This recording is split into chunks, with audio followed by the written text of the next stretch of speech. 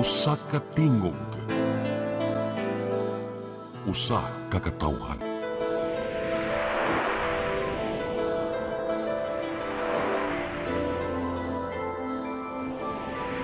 Cebu Catholic Television Network.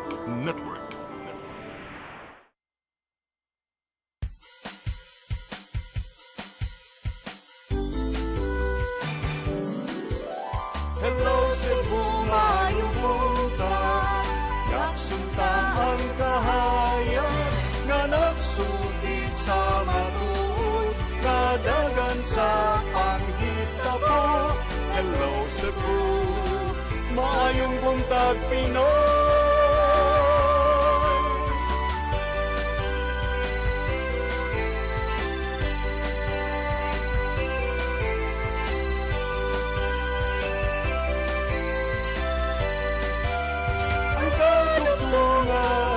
Sa mga katawhan.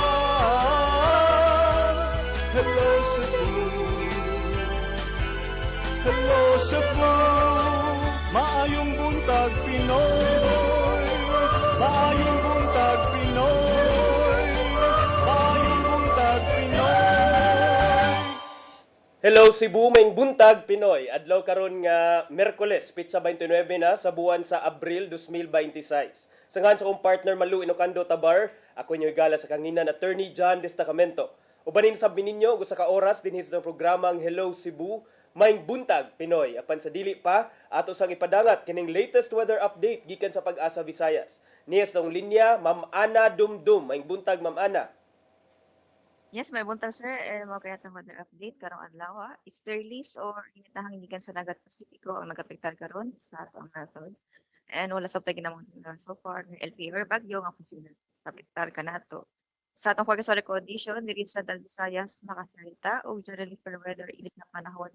Ano tay gamayng chance ni mga patak-patak ang pagulan or kadali nga pagulan localized showers or thunderstorms. Itong hangin o kadagatan, hinay nga sa kasarangan sa mga hangin ang mga pasulabi o itong kadagatan maginawon ito sa kasarangan.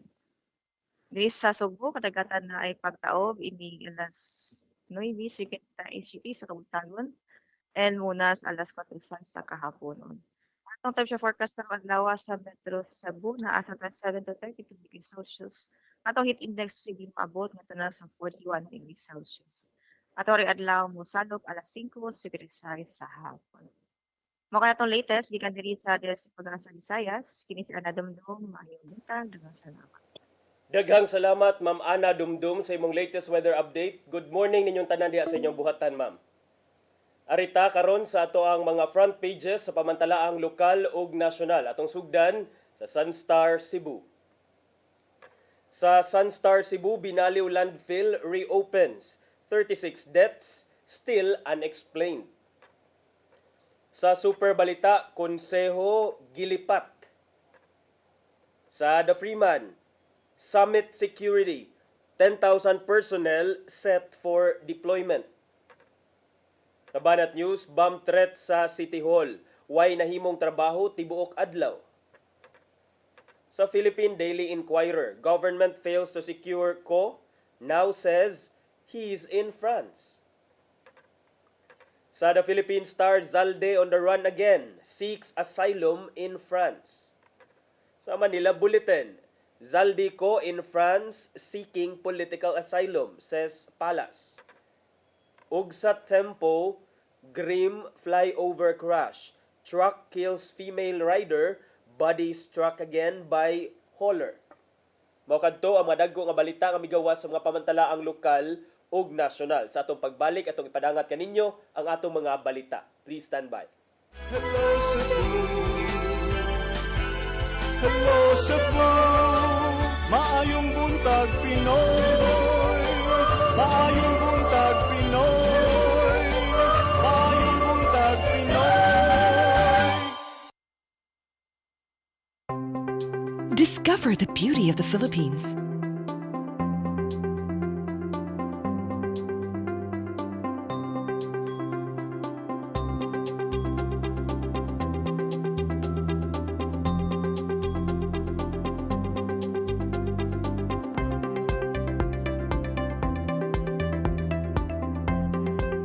with Philippine Airlines, the country's flag carrier.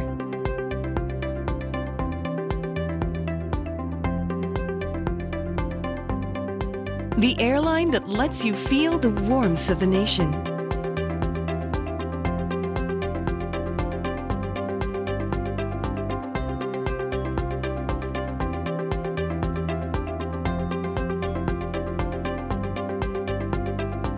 Mabuhay!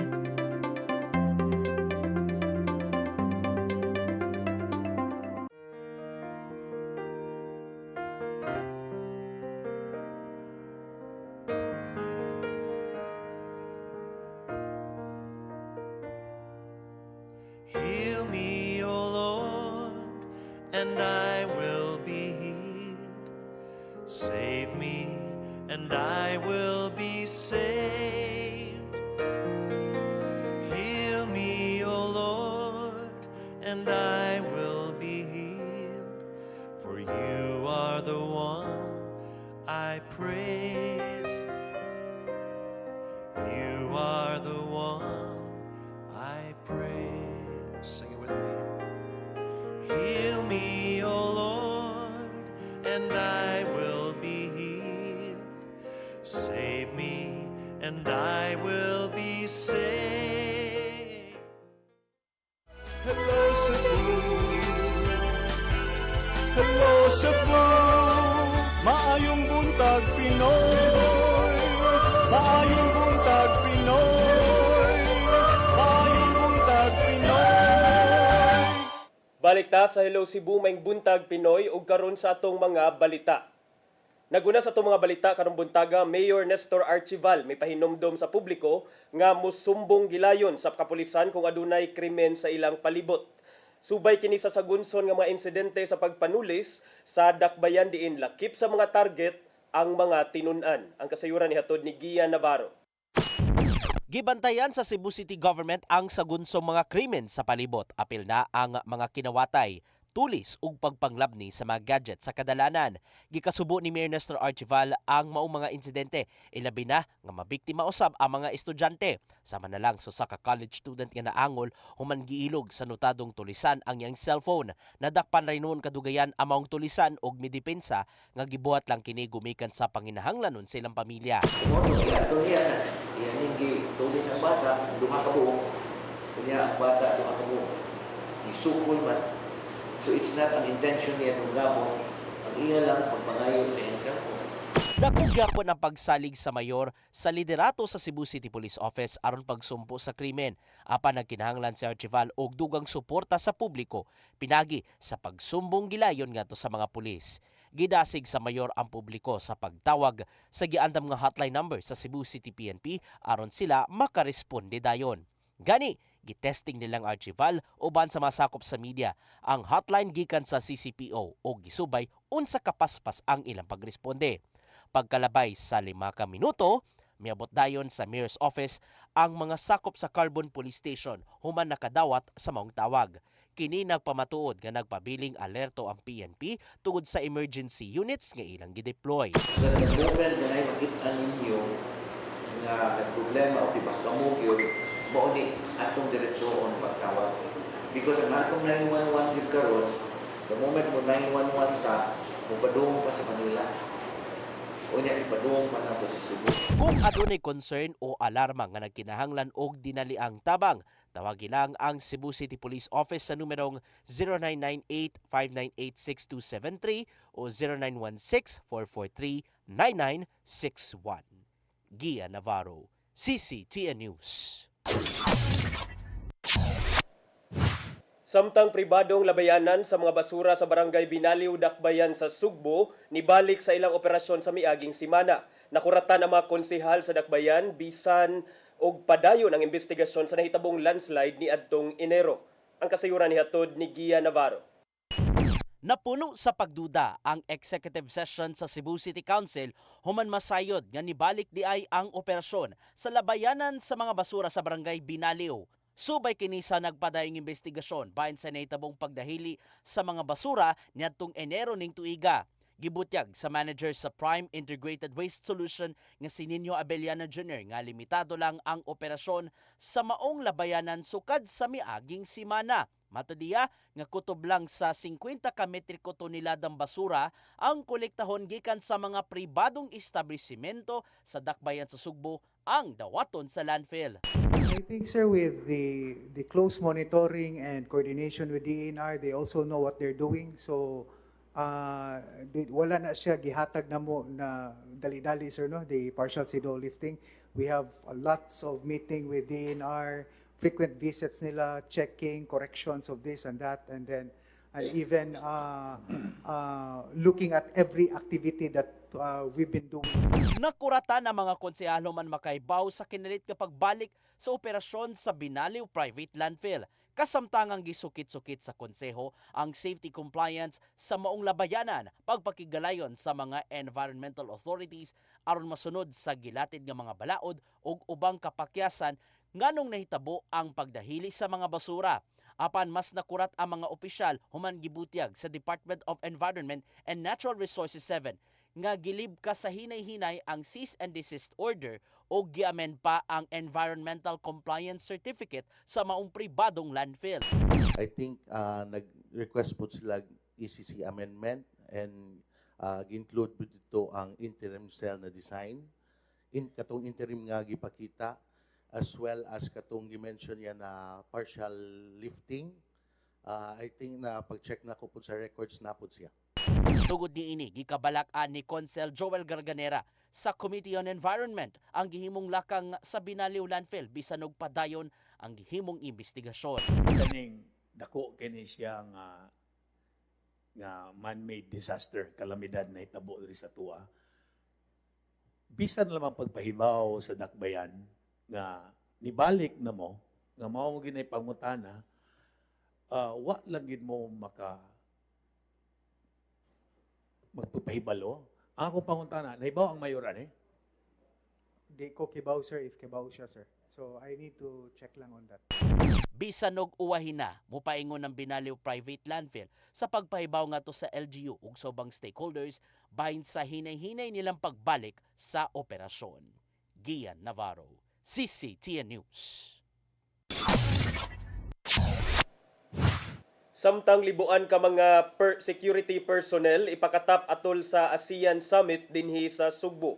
Mga Sugboanon giawhag sab nga mokooperar alang sa hapsay nga kalihukan. Ang kasayuran ni hatod ni RV Veloso. Moabot sa 20,000 ka mga delegates ang gilauman nga mosalmot sa ASEAN Leaders Summit 2026 nga ipaygayon karong Mayo 7 hangtod na sa Mayo 8. Gipahibaw ni Police Regional Office 7 spokesperson Kim Molitas nga kalakip sa mga mosalmot ang heads of state, ministers, staff, sakop sa mga tigbalita og representante gikan sa business sector. Iyang gidugang nga adunay moabot sa 10,000 ka mga uniform personnel nga ipakatap aron paghatag og seguridad sa mga venue sa Sugbo. Hinuon, posible pa kining mausab magdepende usab sa sitwasyon sa maong mga higayon. Gilauman nga naka-full alert usab ang tanan nga mga personnel, ingon man ang 200,000 ka mga otoridad atol sa summit, gilangkuban sa kapulisan, BFP, BJMP, PCG ug AFP samtang dugang usab usa ka libo nga mga personnel gikan sa Presidential Security Command. During that time, we are on full alert, which means that all the 200,000 police officers from across the country will be on duty to guard and make sure that all our guests are safe and secure. Subay ni ini giawhag ang publiko nga mosunod sa tanang lagda sa maong mga higayon aron nga masiguro ang kahapsay ug kalinaw sa pagbisita sa mga langyaw dinhi sa Sugbo. RV Veloso, CCTN News. Sa pagpadayon sa itong mga balita, syudad sa Mandawi gustong i-regulate ang pagpalupad og tabanog sa syudad. Giklaro nga dili kini pagdili apan limitehan lang ang mga materyales nga mamahimong gamiton. Ang kasayuran ni hatod ni Mary Rose Sagarino. Subay sa mga report sa insidente sa Cebu Cordova Link Expressway CCLEX, din adunay nabitik sa PC sa tabanog. Niduso usab og lakang ang konseho sa syudad sa Mandawi pag-regulate sa pagpalupad og tabanog. Hilabi na ang mga dagko og nylon ang gamit. No, kay kanang mga dagko mas gahi-gahi man na nylon na gamiton na kung makagig ana mura nag blade. Okay. mahiwa ka na. So man nga delikado kay na siya. Dili pare katong mga gagmay nga tabanog nga hilo re gamiton, cotton. So less ang possibility of injury. Apil sa giunahuna ang risgo sa mga daan og taytayan sama sa Marcelo Fernan Bridge ug Mactan Mandawi Bridge. Diin daghang motorista ang posibleng maapektuhan kung adunay maputol nga pisi o mulupad nga tabanog. Gipasabot ni Fortuna nga ang regulasyon dili magdili sa pagpalupad og tabanog kundi magtakda lang og limitasyon sa materyales aron malikayan ang disgrasya. Liog man, di, diri, dughan. Okay na kung mag-auto ka, pero kung mag-motor ka, delikado di kayo. Yeah, nakita na nato karon ng mo. So it's a wake-up call for all of us. So di lang ta maghuwat na madugangan. Sa sugyot, ang tugutan ang tabanog nga hilo sa sinina lang ang gamit og dili ang mga nylon. Napasar na sa konseho ang resolusyon kabahin niini o gustong himuan usab og ordinansa pagpalig-on sa pagpatuman, pagpahamtang og multa nga moabot og 5,000 pesos. Mary Rose Sagarino, CCTN News. Sa atong katapusang balita, dulan 400 ka mga suspetsado nadakpan sa Police Regional Office sa usa ka semana nga anti-criminality operations ug pagkasakmit sa kapin 4 milyones ka pesos nga balor sa mga illegal nga drogas. Ang kasayuran nihatod ni Arnold Bustamante.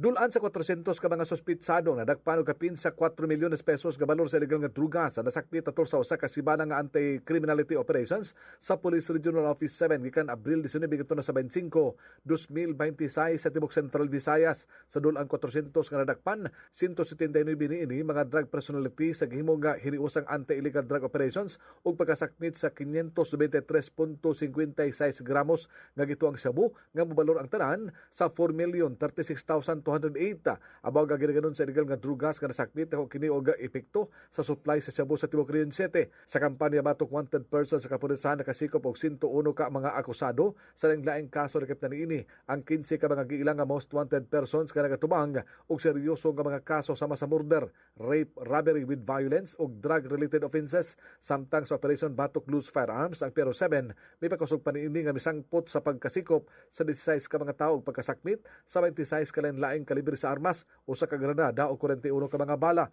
Lakip silang gihingusga ng anti-gambling operations din 24 ang nadagpan ug maabot usab sa 12,699 pesos nga kwarta sa sugal gila nasakmit. Si Police Brigadier General Arnold Abad ang hepe sa Pero 7 midayeg sa mga sakop ug himugatan nga anga mao nga kalambuan kiniyahan kini sa prinsipyo sa PNP chief nga mao ang bagong PNP para sa bagong Pilipinas, serbisyong mabilis, tapat at nararamdaman. Gipasalig ni Abad sa mga munupyo sa Central Visayas ng kapulisan sa Pero 7, dili malugak silang kampanya aron batukan ang mga kriminal alang silang seguridad. Arnold Bustamante, CCTN News. Mao kadto ang mga balita nga nahipos sa itong mga kaubanan sa CCTN News and Public Affairs Team. O kadto mga balita, inyong nakita kagahapon sa itong programang Sayri 47. Nya, medyo maapiki naman ta sa oras, so atong mga pagisgot-isgot, atong ipadangat kaninyo sa atong pagbalik. Diha lang mo, please stand by. Hello Cebu, hello Cebu, maayong buntag Pinoy, maayong buntag Pinoy, maayong buntag Pinoy.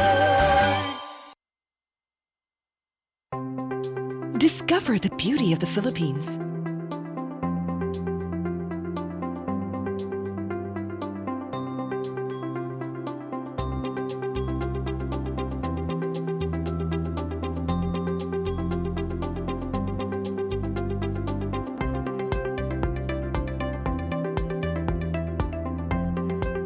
With Philippine Airlines, the country's flag carrier.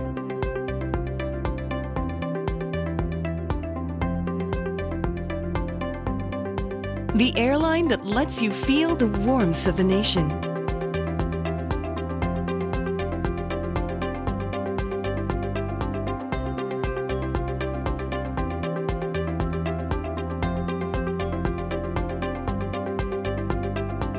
Mabuhay!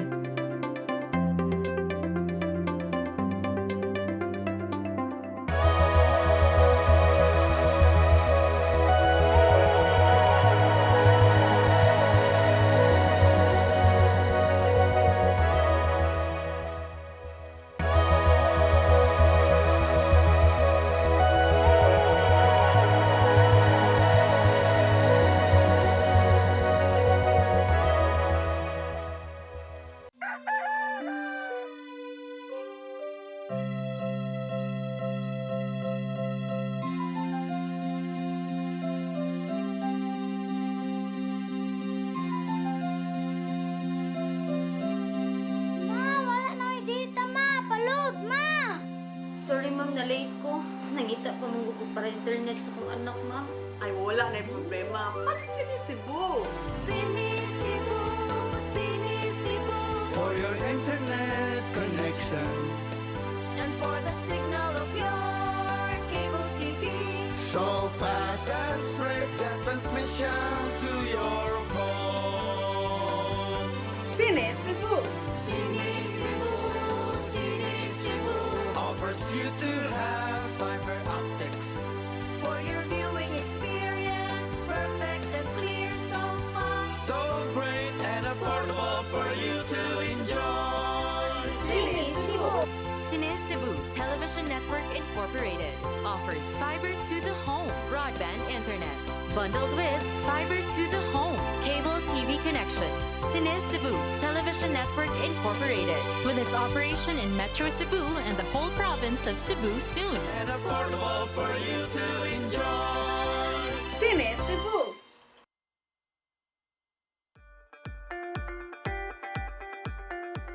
Congratulations! Nunito Tatay Dodong A. Lamchua, awarded as Cable TV Maverick, Father of Cable TV in the Philippines, given by Philippine Cable and Telecommunications Association Incorporated, PCTA, from Phil Products Group of Companies.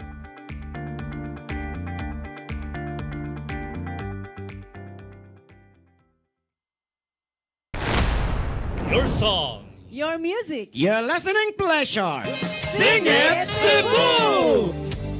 And if I don't need you, this, my darling, I've been told. Jody was the girl who lived next door. I've known her, I guess, 10 years or more. Saving all my kisses just for you. Yes! You got me jumping like a crazy clown, and I don't think you're right to put it down. Since I kiss me, love and lips so wide, the things that bothers me is living like a fine. Hey, hey, set me free. Stupid Cupid, stop picking on me. PRO7 Action Files. Mga panghitabong naglambikit sa katawan. Gihatagan ng aksyon o kasulbaran sa kapulisan. PRO7 Action Files. Base sa talaan sa Police Regional Office 7. Nakakasong padayong gisubay at taganong katinawan pinaagid ng maong tulumanon. PRO7 Action Files. Abang kaninyo sa Police Regional Office 7 o NTV CCTN.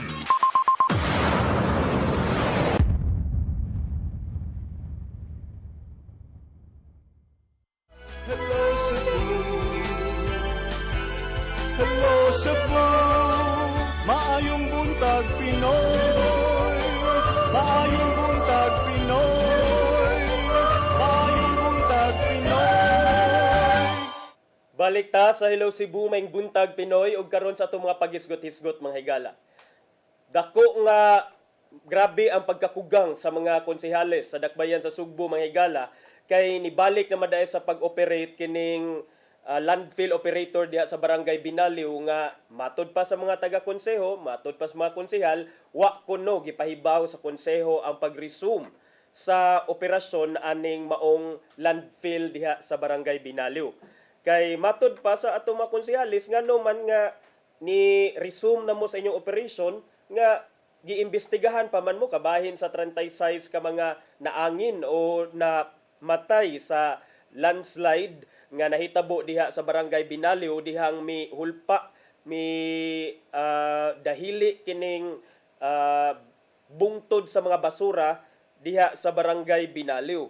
So karon kagahapon dunay hearing or dunay session dito sa konseho diin mi tambong ani ang representative gikan sa Prime Integrated Waste Solutions Incorporated kun PIWSI nga executive session ni kagahapon mga higala sa tali sa nagpadayon nga investigasyon o rehabilitation sa kaning facility diha sa Barangay Binaliw tungod agi atong trash light pag January 28. So niining executive session mga higala si Councilor Francis Esparis nangutana ni kung kumusta na ba, kung nibalik na ba ni sa pag operate kining Prime Integrated Waste. Nya kani si manager sa Prime Integrated Waste nga si Manager Nino Abiliana Jr. yan tubag nga actually yes. Naa nami gidawat na ako no sila gidawat nga mga basura mga higala apan siya mi eksplikar nga less than 50 metric tons lang kuno sa basura gikan sa mga pribadong mga establishmento sama sa Ayala ug Santa Lucia kuno ang ilang giakseptar at least over the past 3 days. Mao na ang tubag sa ilang manager. So karon gikakugang ni siya na sorpresa si Konsehal Esparis ani kay murag ang konseho wa man kahibaw murag ang konseho wa man gipahibaw nga ni balik na dinhi sa ilahang normal nga operasyon kining Prime Integrated, although maingon ta nga gikan lang sa pribado nga mga firms ang ilang gidawat, mga basura gikan sa pribado nga firms, nya wala pa gidawat gikan sa Cebu City, but nonetheless nibalik na sila pagpandawat. So moto nahibong si Konsehal Esparis naaman lagi gidawat. So si Konsehal Joel Garganera nga maoy chairman sa Committee on Environment sa diha sa konseho sa Dakbayan mga higala ug uban pang mga miyembro sa konseho actually nahibong sila. Nakugang sila aning giingon ni sa ilang manager nga si Abiliana nga duna nay gidawat nga basura. Si Garganera nangutanag asa unsa may gidawat ninyo? Wa lagi mi kahibaw ana. So nag-operate na day mo ron. So sa iyang bahin explain sad ang manager sa Prime Integrated Waste si Abiliana mi eksplikar ni nga ang Prime Integrated Waste nakakuha na ni siya og partial lifting sa CDO kun cease and desist order gikan sa Department of Environment and Natural Resources, particular na sa Environmental Management Bureau sa Regional Office sa DNR. Nya kay partial naman ang lifting sa maong cease and desist order, mao nga gitugutan na nga mo-operate through an interim holding cell while waiting for Cebu City's bidding process. So mi-allow di ay kuno ning DNR EMB mga higala nga sige, padayon lang sa mo diha sa inyong pag-operate basta kay inyo lang sang pondohon ang basura diha sa gitawag nga interim holding cell samtang nagpaabot pa sa bidding process kuno sa Cebu City. Si Abiliana sa bidugang nga kining interim cell gigamit ni siya aron pag-re-evaluate sa mga traffic schemes ug pag-test sa operational adjustments kung duna pay mga lain nga adjustment kung asa paagyon ang mga basura ug uban pang mga matters regarding anang paghaul og basura gikan sa atong syudad padung na didto sa barangay Binaliw nga landfill. So muna mato di Abiliana nga ila lang sa kunong gisuwayan nga gikan sa mga private companies lang ilang dawaton nga basura pagkakaron waiting for the bidding activity sa Cebu City. Maupod gi-evaluate ang traffic scheme in the event nga mobalik si Cebu City government sa pagpanglabay diha sa ilaha og makadaog sad sila sa bidding. Si Garganera nang iya ning gipangutana ang timing sa pag-resume. Anong naka-resuman sila? Matud niya nga under investigation pa man mo. Under scrutiny pa man mo. Kana dihang Binaliw landfill matawag pa man na nga crime scene na siya. Kay 36 man ka mga kinabuhi ang nakalas human atong trash slide diha sa barangay Binaliw. Ug karon ang mga pamilya nagpadayon man sa pagpangita og accountability. Wala pa man nahuman, matud pa ni Konsehal Garganera ang investigasyon, ongoing pa atong rehabilitasyon, taas pa kaayo ang basura, unya karon nag-andam na sad mo nga moakseptar og bag-o nga basura.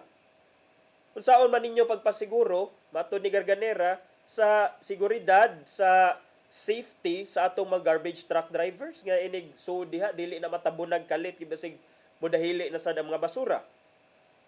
Si Abiliana miingon nga aside kuno sa pag-lift, partial lifting sa cease and desist order, ang Prime Integrated Waste Solutions mga higala nakakuha sab ni siya sa mga necessary permits sama na lang sa business permit gikan sa Business Permit and Licensing Office o Environmental Compliance Certificate kung ECC. na lang nagihatag sa amo ang dali-dali lang. We have had multiple meetings kuno with DNR, including frequent site visits, inspections, and corrections. Pero wala gyapon mahilon na ang atong taga-konseho aning mga assurances gikan ni Abiliana mga higala. Matud pa nga membro sa konseho nga dunay lack of prior notice. Kaya ang city government kuno should have been properly informed given sa gidakon sa facility o sa unresolved nga issues nga taliwalaan ng mga panghitabo kaniadtong Enero diin dunay mga nakalas nga kinabuhi.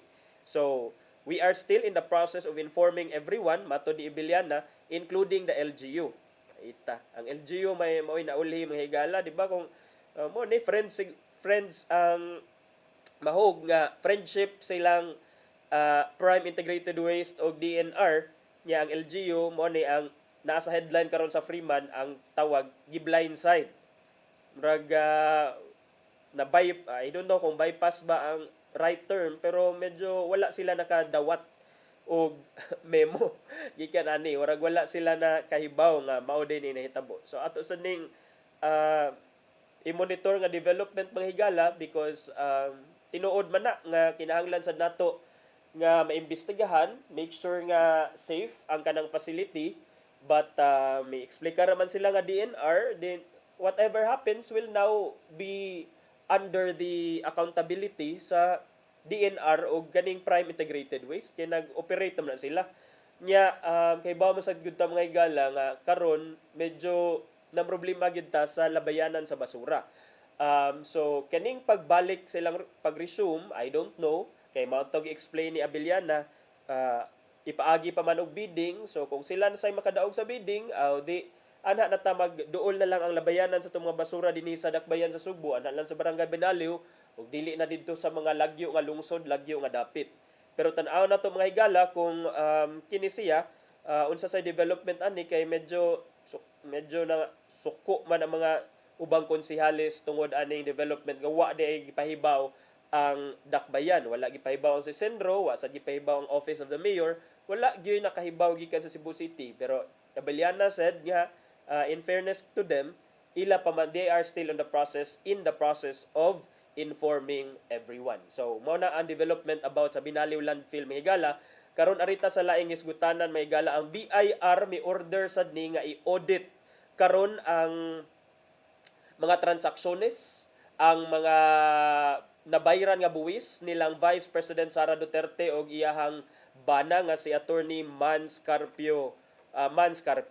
Naka-issue na og letters of authority kon LOA ang BIR ngadto sa Vice Presidente ingon man sa iyang bana aron i-audit ang ilang mga transaksiones mga higala human atong nakit-an nga dunay probable cause nga to warrant investigation. Kini gitan-aw nga makapuno sa pressure mga higala sa iyang ongoing impeachment complaint over alleged giingon nga misuse of public funds. Sa usa ka pamahayag mga higala nga giluwatan sa BIR, ang BIR miingon nga si Vice President Sara Duterte og iyahang bana nga si Manasseh Carpio og siyam ka mga business enterprises nga matud pa linked aning magtiayon nga Duterte are set to undergo a tax probe. Pasabot imbestigahan sa taga BIR mga higala, human kining BIR nakakita kuno og careful determination that probable cause exists to warrant a formal audit investigation of the subject taxpayers. Kung maingon tag LOA mga higala, pasabot ana, ang LOA magpasabot nga magpada ang BIR og mga revenue officers, dunay i-assign nga mga revenue officers aron sukit-sukiton, tan-awon, sigpaton, eksaminon ang books of accounts aning taxpayers nilang VP Sara og iyang bana ubang mga accounting records aron masiguro nga kung unsay ni-reflect didto sa books of accounts ni-reflect sad ang sakto nga tax or dunay corresponding nga tax compliance based sa unsay ni-reflect didto sa ilang accounting records. So si BIR Commissioner Charlito Martin Mendoza mahigala miingon nga ang LOA mao kani ang legal instrument sa BIR aron sugdan ang usa ka formal nga pag-audit sa bisag kinsa nga taxpayer. So dili ni siya conclusion nga doon na liability on the part of Samara. So that's beside the point, no. LOA means imbestigahan pa ang taxpayer. So dili ni siya liability on the part ni VP Sara ug Yambana, because sa ato nang gikaingon mao ni ang sinugdanan sa pag-imbestigar nya. Ang liability unya pa na nato mahibaw-an after sa investigation based sa ilang findings during investigation. But kining pag-issue og LOA, mga higala, this is a necessary step aron matan-aw nato kung sakto ba ang mga taxes nga gibayran.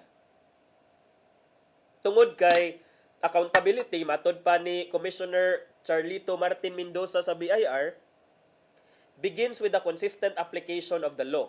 And where there is a basis to investigate, the BIR, according to Commissioner Mendoza, will also do so.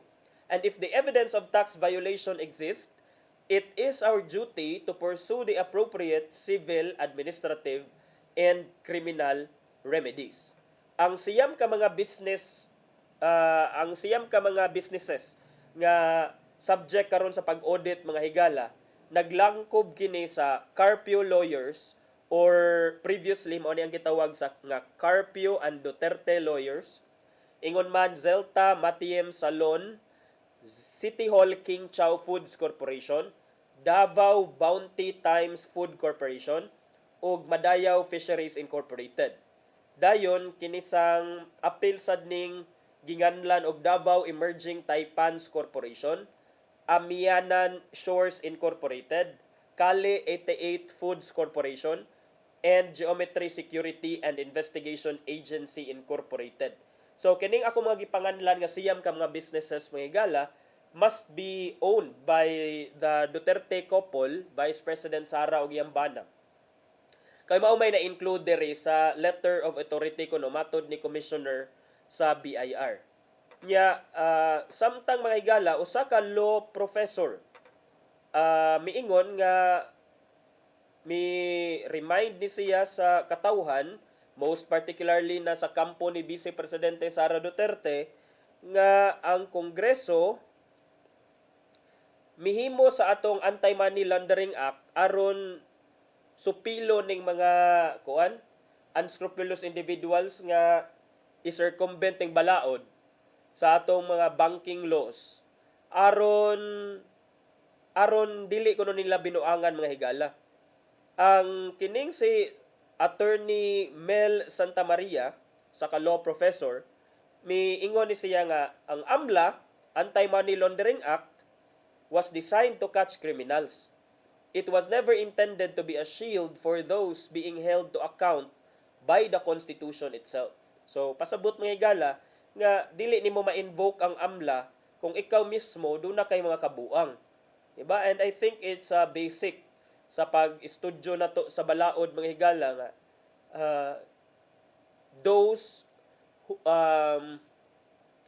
want to go to court should go to the court with clean hands. Pasabot, mga higala, nga ikaw gusto ka mangayo og tabang sa korte, you have to make sure nga before ka mangayog tabang sa korte nga ikaw limpyo ka, nga ikaw wa kay buling-buling, nga ikaw dili sad questionable, because the moment nga moadto ka sa korte unya dayon ikaw di ay to questionable sad ka, or kining duna sad kay sayop, or ikaw duna kay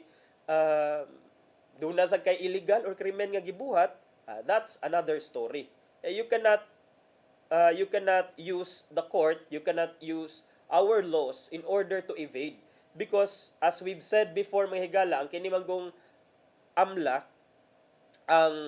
or even katong bank secrecy, nga mga exception sa bank secrecy, ganun doon na may exception to the bank secrecy laws. Diba? Ang general rule, mga higala, is walay bisag kinsa ang pwede nga maka-reveal sa mga detalye sa imong transaction diha sa kung unsay mga account nimo with a bank. Kay kana protected na siya under the bank secrecy law. So dili na siya pwede ma-reveal, di na siya pwede matribukar, di na pwede bisag kinsa la mosigwar kung unsay mga pundo nga ni sud, unsay pundo nga ni gawas. Pero usa sa mga known nga exceptions manggod anang bank secrecy law mga higala diin pwede na ma-reveal kung unsay detalye sa imong bank accounts kay kanang during impeachment cases. Nya do na sadtoy uban pang mga lain nga cases nga exceptions pod siya mga higala panalitan in cases of graft and corruption or bribery cases. So mamahimo nga pwede mangayo og exception para matribukar tong imuhang detalye sa imuhang bank account. Kung dunay court order or kung dunay if the account is the subject matter of litigation. So dunay kaso niya involving anang a particular account kana exception na siya sa bank secrecy law. So ang mga exception sa bank secrecy law atong makita mga higala nga wala niya gi-tolerate, wala niya gitagaag sanction buhat kag mga binuang-buang. Pasabot gibutangan siyang exception mga higala aron kinsa tong mga nagbinuang sa balaod dili niya mahimong taming or shield ang bank secrecy law aron dili makit-an tong iyang mga binuang-buang nga binuhatan.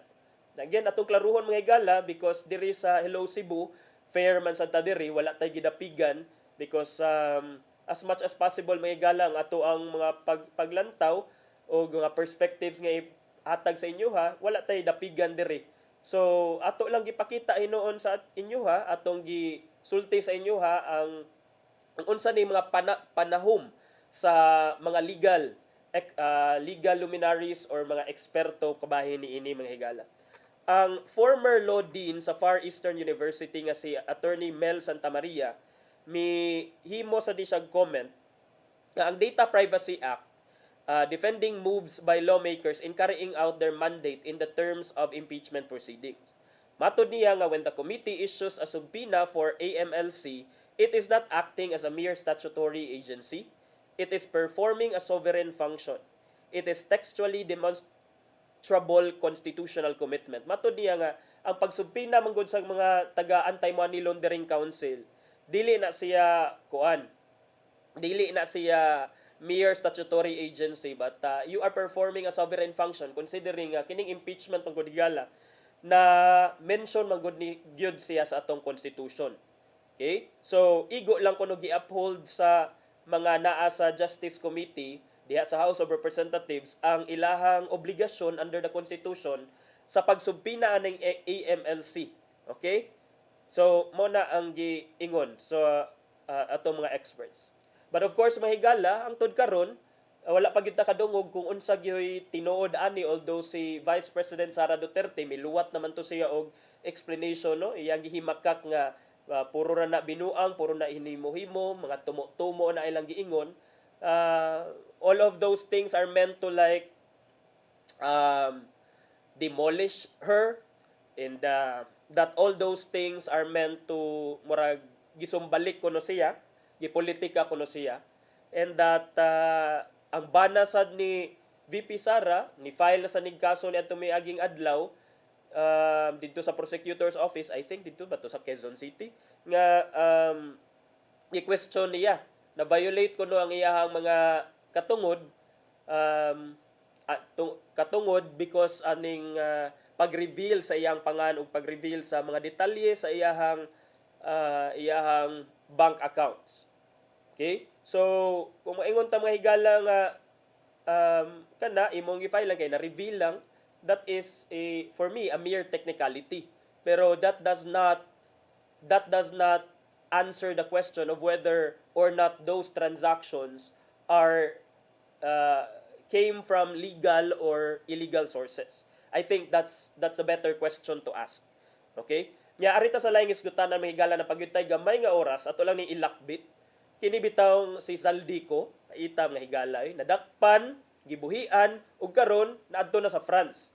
Gikan sa Czech Republic mga higala, naabot na siya sa France. Layo-layo ra ba ning Czech Republic sa France mga higala kay ang Czech Republic diri pa na dapit sa eastern part sa Europe dapit agi pa kag mga I think Hungary, Austria before ka maabot dito sa France. Karon naabot na sa France si former Ako Bicol Representative Zaldico mga higala. Unya dito sa France nangayo siya og pakitabang kay gusto siya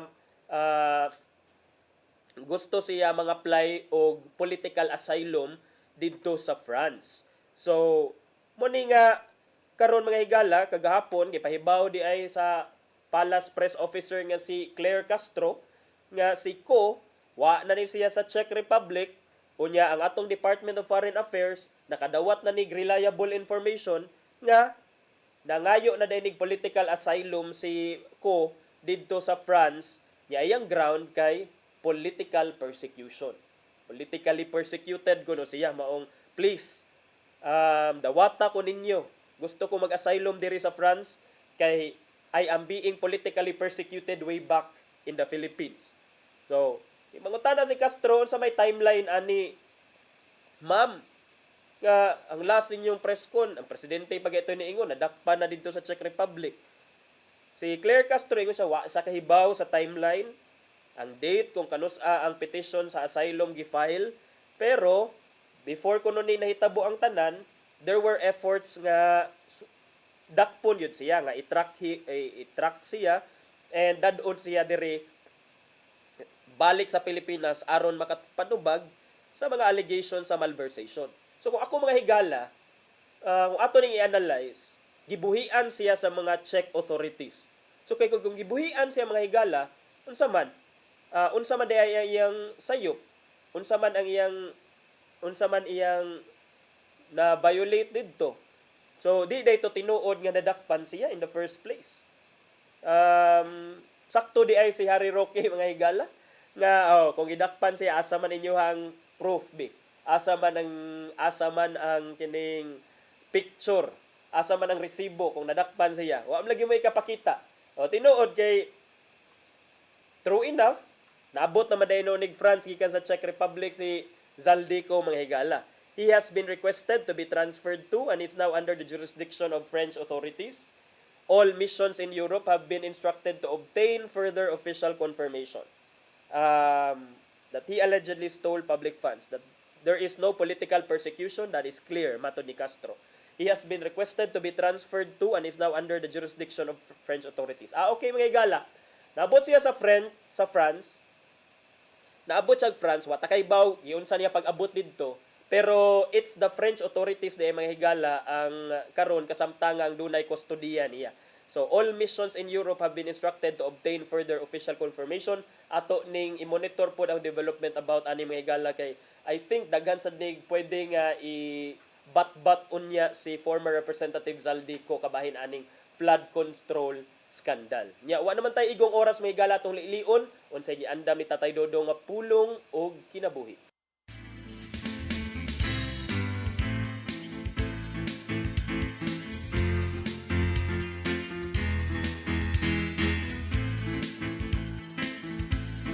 Ang pulong mo, ang diwat sa dalan ko.